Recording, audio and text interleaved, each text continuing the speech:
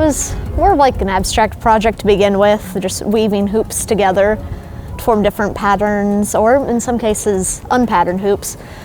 But we wanted to string them all together to form a big mass to hang outside. Yeah. Originally it was going to be like a canopy almost, but when we started making them, we kind of realized they were going to be a little too heavy for that, so we opted for the curtain instead, which I think looks really good. So.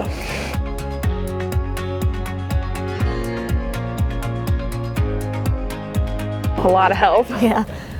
Well, the design class, the 100 level design class that Stacy teaches, they each did at least one, some of them did two, and then Miracle and Abby are in our sculpture class with us, and they did quite a few too.